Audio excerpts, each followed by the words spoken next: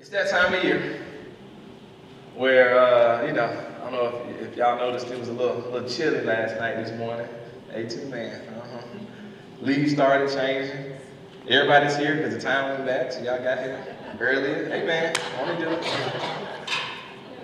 And so the seasons have changed once again. I know.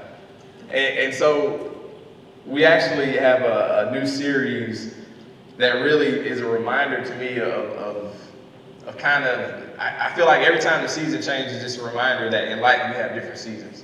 And how even as the seasons change, that we have these changing seasons that happen in life. And so today we're going to talk from the title, Changing Seasons. And it's called A Life in the Transition because this series is going to be over three parts. And so the first part is A Life in Transition. It's going to be this Sunday and the next 2 Sundays. We're going to talk about this idea of changing seasons, about this idea of how in our life you have different seasons in your life and different things that happen. And what we're going to use as a backdrop for this conversation is we're going to look at the life of David. 3 different distinct scenes in his life. And what I hope you do is, as you listen, as we go through the scriptures and go through the passages, it plays out like a movie in a lot of ways. But what I want you to do is to look at those things and see what principles can I take away from what David went through in these different seasons of his life that I can apply to where I am. Like, what is God saying to me in the midst of my transition? In the midst of my journey? In the midst of where I am now, what is he saying to me by us looking at this life of David? Because when God was like, okay, this is what we're doing now, I'm like, okay, I see what you're doing, God. Like, kind of. And it's like, since I know where we're headed, I'm like, oh man, this is good, and somebody needs to hear this. And so I always invite you to take out your phone, take out something to write with, whatever. But I believe God's going to say something to you in what we're going to look at that I want you to just not only just say, oh man, that's good, Pastor, but then to act on it. Like, I know I say that all the time, but I think, just like James says, we can't be just hearers of the word, but we have to be doers of it. And so if there's ever, I feel like a season where God is saying, hey, here's where we got to go, here's where we got to roll, this is it. And so just like we talked about purpose a couple weeks ago, and I feel like we're where he has us going right now, I think, like I said, this is for someone in here, this is for someone watching online or whatever, but I want you to catch what he's saying to you, amen? All right. So we're going to start here, and I'm going to read from 1 Samuel 16, and the whole passage today is going to be 1 Samuel 16, verses 1 through 13. So 1 Samuel 16, verses 1 through 13. So I'm going to read through it. And then after I read through it, we're going to just take a couple quick looks at it, and then we're going to go home and get some chicken or whatever it is we're going to do next. Amen? Everybody got an amen on the chicken. You saw that? There we go. All right. All right. That's right, Pastor. So 1 Samuel 16, it'll be up here on the screen. And I'm going to read from the New American Standard. Feel free to read from whatever Bible that you have with you. And it says as follows. Now the Lord said to Samuel, how long will you grieve over Saul, since I have rejected him from being king over Israel? He says, fill your horn with oil and go. I will send you to Jesse the Bethlehemite, for I have selected a king for myself among his sons. But Samuel said, how can I go? When Saul hears of it, he will kill me. And the Lord said, take the heifer with you and say, I have come to sacrifice to the Lord. You shall invite Jesse to the sacrifice, and I will show you what you shall do. And you should anoint for me the one whom I designate to you. Verse 4. So Samuel did what the Lord said and came to Bethlehem. And the elders of this city came trembling to meet him and said, do you come in peace? He said, in peace, I have come to sacrifice to the Lord. Consecrate yourselves and come with me to the sacrifice. He also consecrated Jesse and his sons and invited them to the sacrifice. When they entered, he looked at Eliab and thought, surely the Lord's anointed is before him. But the Lord said to Samuel, do not look at his appearance or at the height of his stature, because I have rejected him. For God sees not as man sees, for man looks at the outward appearance, but the Lord looks at the heart. Then Jesse called Abinadab and made him pass before Samuel. And he said, the Lord has not chosen this one either. Next Jesse made Shammah pass by. And he said, the Lord has not chosen this one either. Thus Jesse made 7 of his sons pass before Samuel. But Samuel said to Jesse, the Lord has not chosen these. And Samuel said to Jesse, are these all your children? And he said, there remains yet the youngest, and behold, he is tending the sheep. Then Samuel said to Jesse, send and bring him, for we will not sit down until he comes here. So he sent and brought him in. Now he was ruddy, with beautiful eyes and a handsome appearance. And the Lord said, arise, anoint him, for this is he. Then Samuel took the horn of oil and anointed him in the midst of his brothers. And the Spirit of the Lord came mightily upon David from that day forward. And Samuel arose and went to Ramah. Interesting story, right? Interesting thing about like he's going to become king. He gets his call and all of this stuff, and he brings him in. And so it's interesting here. Notice how God orchestrates everything that's happening here. Samuel feels God telling him to go meet Jesse and anoint the new king. He's scared to go because he's like, I work for the king. And so if the king knows I'm going to give another king the anointing, he might kill me. So he's nervous about going. And when he gets there, everything works out. The people accept him, Jesse comes, and when he's there, he's ready with Jesse and his sons, and they know that one of them is going to be anointed king. Put the picture up for me. I want to show you this. So this is like a picture of that horn of oil that he had, that he goes to anoint them. And what he does is when he says, take the horn, it's actually from an animal. They have this horn, they put the oil in it. And what they do is the person, whoever's going to be the one that's king, they kneel down and they let the oil flow out and they pour it on them, and that's how they get anointed. That's how the whole process works. And what's interesting is that as the process, as they go through this whole process, and Samuel is looking at the sons, he's like, okay, man, he must be this one. He looks like he can be a king. He must be this one. No, and they go through the whole process, and none of them seem to be the right one that's supposed to be the king. He finally gets up David, and the oil flows for him. The oil will actually come out, and that's the one that's supposed to be the king. And what's interesting, if you look, put back up verses 6 and 7. So I want to point out something here. I know y'all probably saw it when we read it before, starting with do not look right there, where it says, do not look at his appearance or at the height of his stature, because I rejected him. For God sees not as man sees. For man looks at the outward appearance, but the Lord looks at the heart. You know, one of the things about this is, it's good for us as individuals to realize that God is not limited by how we look on the outside. Now, God doesn't say, oh, because you look like this or you don't look like this, I'm not going to be able to use you. I'm not going to be able to call you. I'm not going to be able to fulfill your purpose because of how you look on the outside. But it made me on the other side challenge and say, man, do I really have a heart to look for people as God does? Do I look at people and treat some people a certain way because they look nice, because they seem to be a certain type of people? Or do I look at other people and treat them not as well because they don't look like the other folks?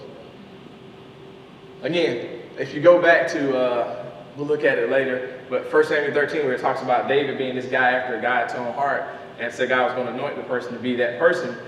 Do we have a heart after God? Do we have the heart of God towards people? It's one of the things that jumped out to me when I first looked at this. But when it comes to us, here's the thing. We can't miss the fact that God doesn't see us as we see each other. But also, here's the more important thing. God's plan for us is not limited based on our outward appearance or what others think about us or how others view us. And what frustrates me about this is that if you told my dad that, hey, I'm going to anoint one of your sons to be king, he would have brought, well, it's only two of us, but he would have brought us both, at least. But he wasn't even invited. He wasn't even considered to come. It must be a frustrating thing to have people who've known you your whole life, but they don't see you but a certain way. They've been around you all these years, and again, this is family. And they're like, clearly you don't have a great destiny on your life. Clearly you don't have purpose. You need to stay out there smelly with the sheep and all of that good stuff.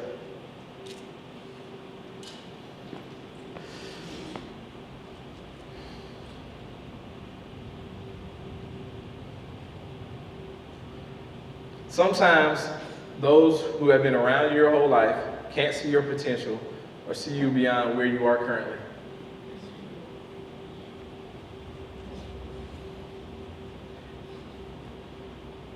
Notice how God saw David different from the others did. He saw David in a different eye, in a different perspective than everybody else.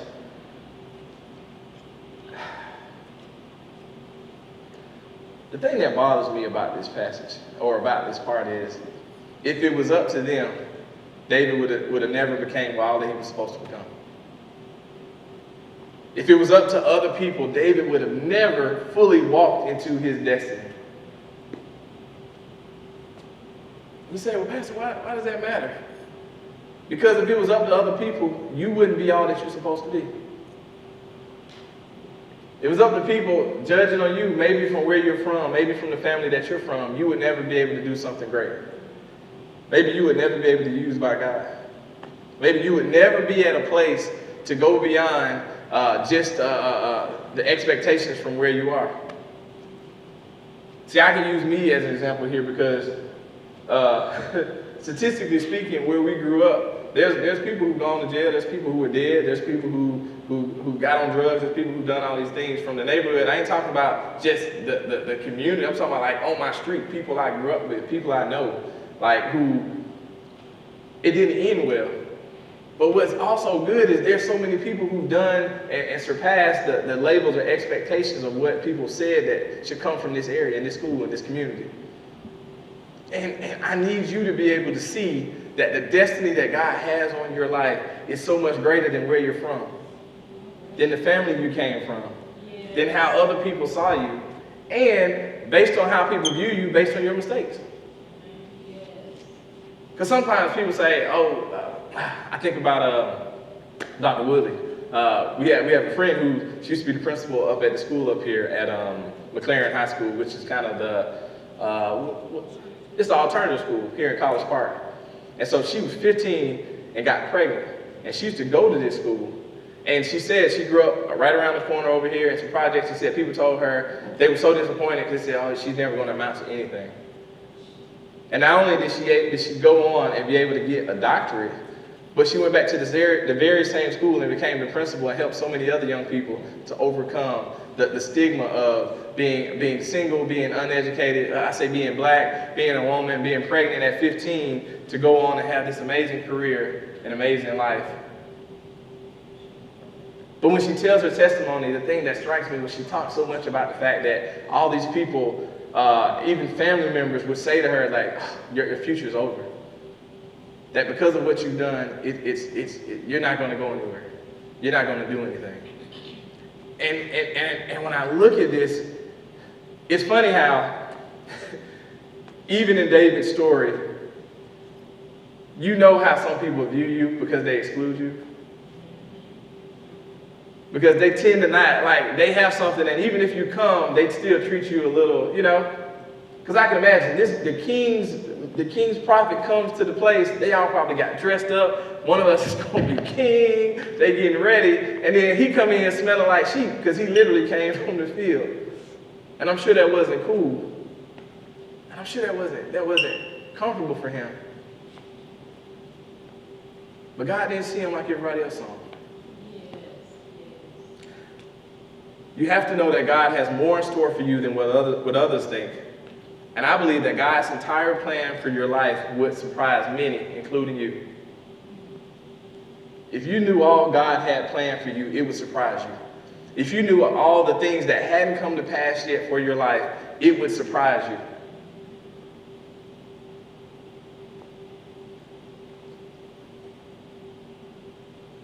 Here we go. We must not accept the expectations of others for our life. I'm going to say that again. We must not accept the expectations of others for our life. You see it up there. Instead, we accept God's expectations and plans for our life. This might seem like simple words, but what I just said was profound. You say, why do you say that, Pastor? Because I know so many people that have accepted and taken on what other people said about them, that they were scared to go beyond that. People put labels on them because of circumstances, experiences, or whatever, and they think they are those labels. and they don't exceed and go beyond that. And so for you, and you only know this, have you settled in life because you've taken on the expectations of other people? Have you taken on what other people have said or thought about you, and you've put it in park and say, well, I'm just going to be stuck here. I'm just going to be, this is my lot in life. Have you done that? Or have you taken a step out to branch out and really say, you know what? I believe God's telling me to do this. And even if I tell some of them people that I grew up with, they would look at me crazy to say I'm going to go do this. But still, you go forward and do it anyway. I think about this line that says, a steady paycheck is a recipe for complacency and getting comfortable. And you know how hard it is when you're able to finally get your bills paid good, have a little free time, whatever, to then take a leap of faith and go and try something else. It's the idea, like I finally got to the top of a mountain, and you want me to go to another mountain because I got to go back through that valley to get there? When it's easy to just sit and stay on this mountain that I'm on. It ain't a big mountain, but I'm on the top of it. But you know the problem with it? You're on this mountain, and although a part of you wants to stay, really, there's something inside of you that can't get comfortable there. Now, we can stay there for another year, another 2 years, another 5 years, but there's always still something on the inside that makes you feel like, man, I feel like I should start this business, or I should go back to school, or I should try something else. And I guess what I'm trying to figure out is, what are you waiting for? What's interesting is we see other people take the leap and they go down the mountain, and when we see them on the next mountain, we're like, oh man, look at what God did. And you know it's possible, but if I'm honest, I think sometimes the question is what we think to ourselves is not whether God can do it, but what we silently say to ourselves, and not out loud, especially not at church, is that I know God can do it, but will he do it for me? Do I really believe God would do that for me? Like, I know this person who totally changed their career and they're doing great and all this stuff, but would God do that for me? Will he really allow me to go through all of these changes from where I am to get to where I'm supposed to be? Like, I don't know.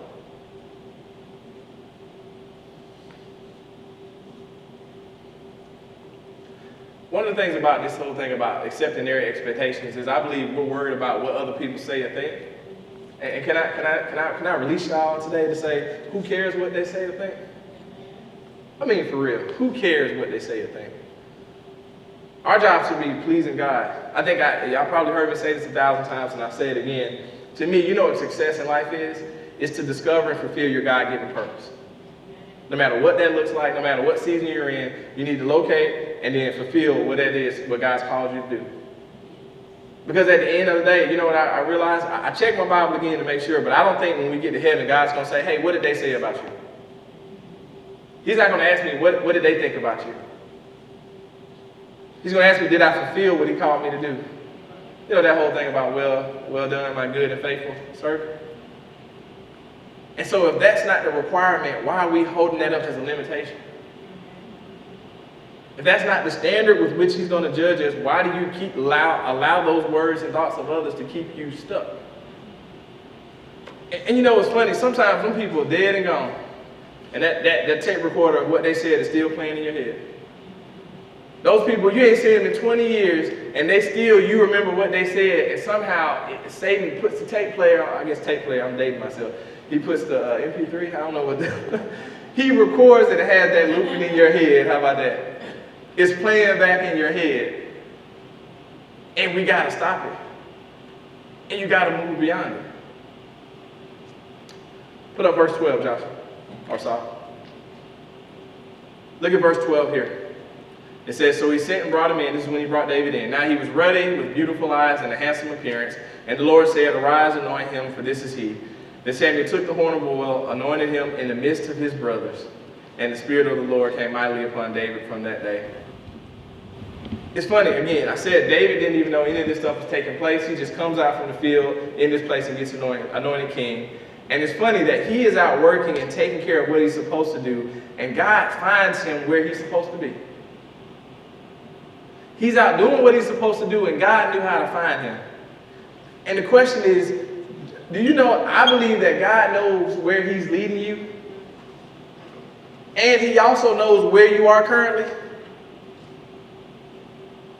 You say, why do I bring it up? Because I've met people who say, man, I got to make sure I'm in the right place. I got to make sure I'm here. And you think God doesn't know where you are?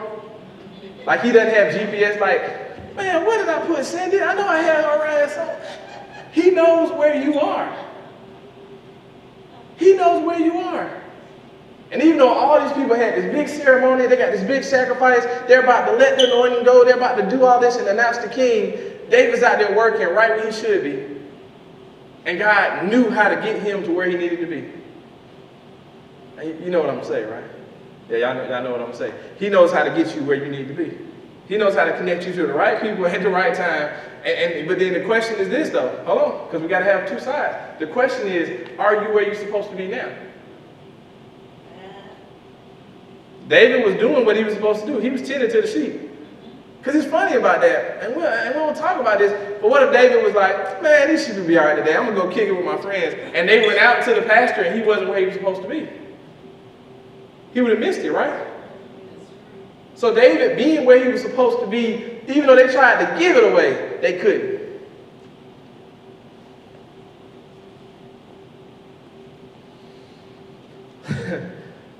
Like David, you might feel like, man, I'm just out here in the field working. I feel like I'm just out here doing stuff. But in reality, God is training and preparing you right now. You say, man, I'm just running to school. What am I doing? I got frustrations. Man, I'm just working on this job. What am I doing? And even in where you are now, God's preparing you. God's training you for something. See, it's easy. We know the story that he became king. But when he was going out day in and day in and day out, taking care of sheep, he didn't realize that he was on his way to his destiny. And what I think about is the fact that he's being faithful in these little things so that he would be able to take care of something when it became great. I think this guy named Jesus had talked about that in the New Testament. That's a whole other story. All right, here we go. Can y'all say, it's okay, Pastor? It's okay, Pastor. All right, I'm going to say it, but I'm just saying. Give me the will you be. Put it up there. Will you be faithful in watching the sheep while waiting for your call? I said it's okay, Pastor. Hey, it's okay. That's the question. Will you be faithful in watching the sheep while you're waiting on your call? And I know y'all saying, Pastor, there aren't sheep in Atlanta. I get it, but you know what I mean. In the current season that you're in, where you're working right now, in the transition that you're dealing with, if you're at the place where you're like, Pastor, something has to give because I can't take another year of being here, okay. But will you be faithful, tending to the sheep where you are until you get the call from God? Because that's the question. David was faithful where he was, with the opportunity was given to him. And then he got the call.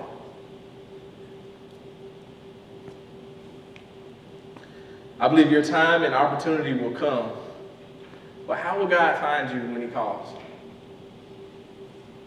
How will he find you? Will you have been faithful and diligent? Will you have hung in there? Will you have fruit? Even in the area where you are. I believe the fact that he learned how to lead sheep and to take on things and to handle obstacles, which we'll talk in the next 2 weeks. And the way he learned to trust God, even in this season, prepared him for what was to come. And I believe in your walk, in your spirit, where you are, the things that you learned about God, the things that you learned about yourself, the way you've grown and developed, God's using that for something else that's going to come.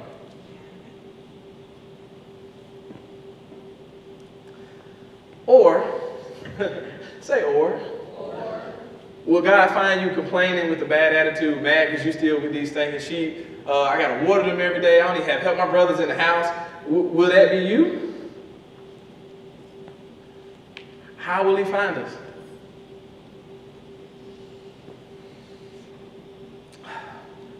David is anointed in front of his brothers.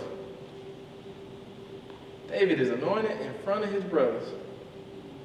It's an interesting thing that he gets anointed in front of the very people who thought little of him.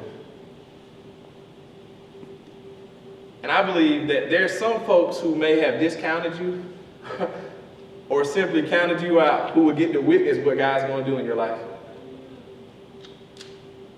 Some of those same folks who said this, that, and all that, everything else about you, what we used to say, call you everything but a child of God. Some of those same folks will get to witness what God's going to do in your life. They're going to witness you rising above where you are right now. Rising above the obstacles and everything else.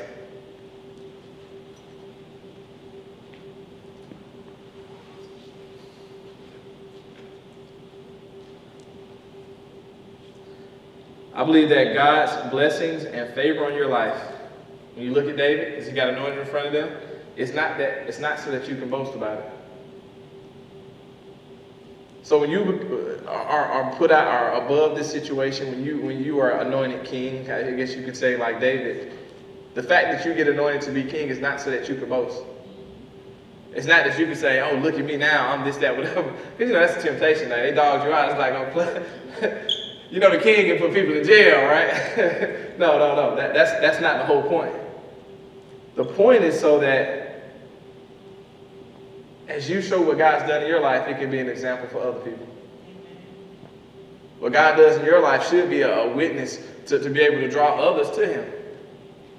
It should be something so that other people will see and be like, man, if you can do that in his life, then man, what can they do in my life? Also,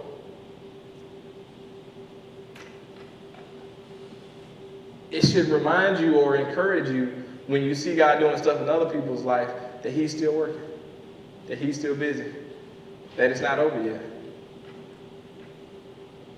See, when you realize that everything that was for David, God did it for him, and I know it's such a like Christian cliche to say that what God does for me is for me, but it's true here. They tried to give away his oil, they tried to give away this thing, and God made it happen just for him. And so, if you can believe and see that for David, that what God had set aside for him was for him. Now see that stuff for you, that what God has for you is for you.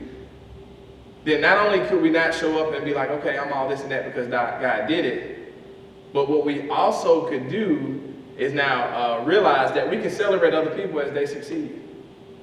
We can congratulate people as they do well, as God does stuff in their life, because I know what God had for them was for them.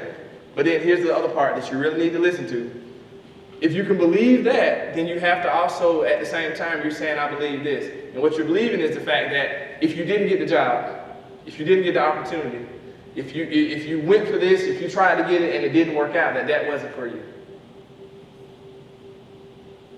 Because we can't say what God has for me is for me and then get mad because I applied for this position and they hired somebody else. Because that means that wasn't the one. Even though it looked like the one, right? Even though it sounds like that was supposed to be it, that wasn't it. But then, if that's true, then it also means that God has the right position for you. And so, it comes back to that idea of, will you trust him?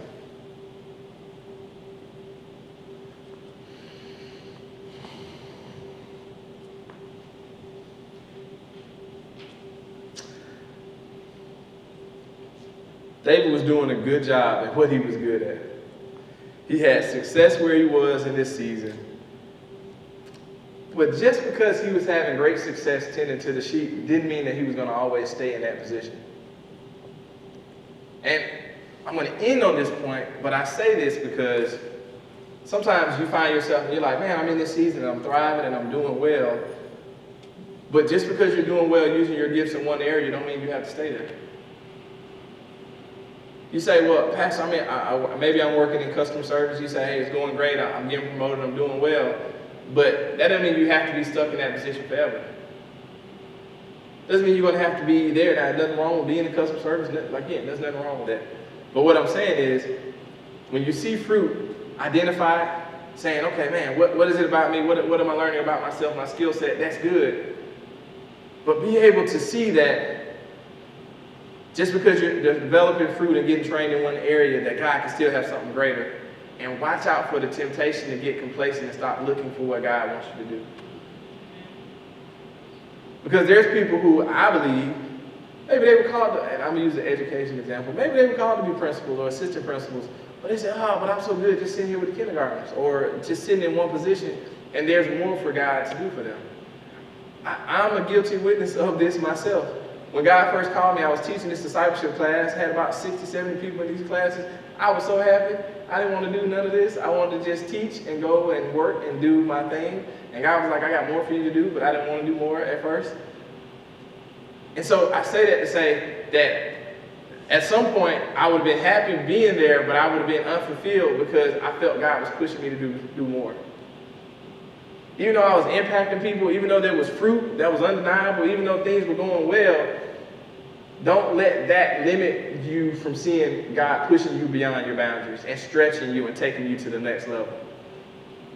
Because I imagine David could have been anointed king. He was like, but yeah, but I'm good at this. This is what I'm good at. Other people see me doing this, they think I'm good at it, so I can just stay here forever. And I believe there's more. Amen?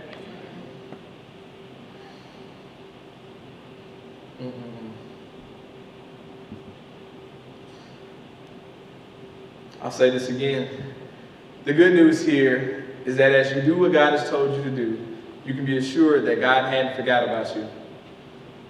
I talked about how that oil wouldn't flow. He said, nope, that's not the one, until David came in. And then he said, that's the one I want you to anoint. And he received that anointing. And so, I want to end with two questions that I really want you to consider and think about. The first one is this: will you allow others to talk you out of your destiny? I said it earlier, but I'm bringing it back again, so I want to hit you. Will you allow others' perception of you to talk you out of your destiny and what God's called you to do? Will you allow lack of funds? Will you allow stuff that hadn't showed up yet cause you to talk you out of doing what you just have peace in your heart about doing? And the second and last question is this: will you allow your current position and season of life cause you to think that God can't use you to make a difference? You are not limited by where you are in your season. And I say it this way: in spite of where you are right now, God can produce fruit in your life. Amen. In spite of where you are right now in your current season, God can produce fruit in your life. And I believe a part of that fruit is impacting the life of someone else. There is someone, and I know I say this a lot, but I really mean it a lot when I say it. I believe that there is someone that should be impacted by the fact that you have a relationship with Jesus.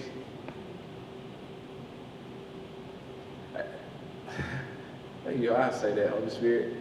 I remember years ago, one of my earlier jobs. I ain't thought about this in years. It's funny how God prepares you for what you're going to do later. So the church I used to go to, I had a lady that used to go to that church. And so she didn't like the pastor. She kind of like talked trash about the pastor all the time. And so she's like, man, I just don't like that church, the parking and all this other stuff. And so she sat next to me. Her cube was next to mine at work. And every Monday, so she stopped going to church, but every Monday she would ask me what was the sermon on Sunday. She didn't know I went to that church. And so every Monday, I would basically verbatim, I started bringing my notes with me from church. I would end up telling her, preach to her the same sermon I heard on Sunday. And she was like, oh man, that's so good. I needed to hear this. This is my season. All of that stuff. And it's so funny to me now how I was just like in my head, like, oh, I'm just being a good Christian. I'm just taking what I heard and saw opportunity to help somebody or whatever. But now looking back, he was preparing me to even being able to share and be a mouthpiece for him then. Even though I was just living a cute life and I was happy with it, had my little pictures up and all that good stuff. And I just now thought about that, like the simplicity of just being obedient with God, thinking I'm just helping this lady, was also preparing me for what I would walk into later. some 10, 12 years later. We'll leave it at 12. How about that? And so, I want you to think about it this week. Think about this transition. Think about what God's doing in your life. And I want you to find the push to take a step. I think I posted like Friday, Thursday, something like that on Instagram about finding one step you can do, taking one of your goals and figuring out what's the next step I need to take. Just take one. Don't get say, Pastor, I got 50 days on to do. No, just take one of your goals. And this week, come up with an action plan. That's your homework. I feel like I give y'all homework every week. And y'all ain't even turned it in, so we're going to have to talk about this after service. But no, take one of your goals. Again, take one of your goals. Come up with an action plan. I mean, we're going to get this stuff going, all right? January's around the corner, so we're going to get this thing going. I don't know why everybody wait to January to do stuff, but okay, fine. Take this week, take one of your goals, and just come up with a plan of action. Just say, what steps do I need to take? I ain't saying you got to have everything worked out, but just say from where I am now, if this is one of my goals, what steps do I need to start taking? And come up with a plan. Y'all can do that, right? All right. So with this time, I ask you, one of my favorite things I get to ask you is simply this. Have you made Jesus Lord of your life? Have you made Jesus Lord of your life?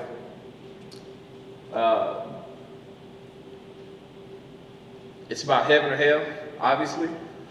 That if you hadn't made the decision to make Jesus Lord of your life, that's the only way to go to heaven or hell, but it's bigger than that. Because all this stuff that we're talking about, having God on your side, having this whole plan, all of that stuff is connected to having a relationship with Jesus. If you have a relationship with Jesus, that's how you tap into your purpose. That's how you tap into your destiny.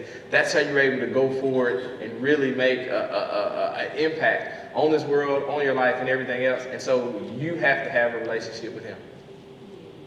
And so, I don't do like the little magic trick where it's like, put your head down, put your one arm up, pop, lock, and drop it or something like that, whatever. I just simply ask you straight up, have you made Jesus the Lord of your life? And if you haven't, in a moment, I'm going to give you an opportunity to come up and make that decision.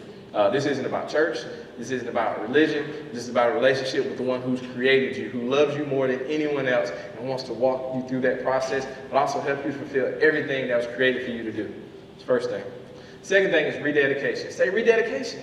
Rededication. Oh, y'all awake. Good. Rededication is all about if you made that decision to make Jesus Lord of your life, but you say, you know what, Pastor, I've just grown cold towards the things of God. I know I'm not living a life pleasing to God, and I want to pray a prayer of rededication to recommit myself to the things of God and get right back on track with where God wants me to be. The cool thing about rededication is God's not mad at you. God's not sitting there like, oh, I'm mad at you. I'm like, no. God's sitting here with open arms, ready to bring you back in the fold, ready to get you back on track, to get you where you need to go. So if you need to rededicate at this time, now's the time to do that. Rededication. Third is prayer. One of the cool things that Jesus gives us the opportunity to do is to pray for one another. And when that veil was torn, when he died on the cross, we had the ability to go to God and pray for ourselves. And so we can add our faith with you and pray with you. So if you need prayer for anything, allow us, please, ma'am, please, sir, to pray with you today. And the last but not least thing is this. God's called you to be a part of this church and be a member. We would love to have you.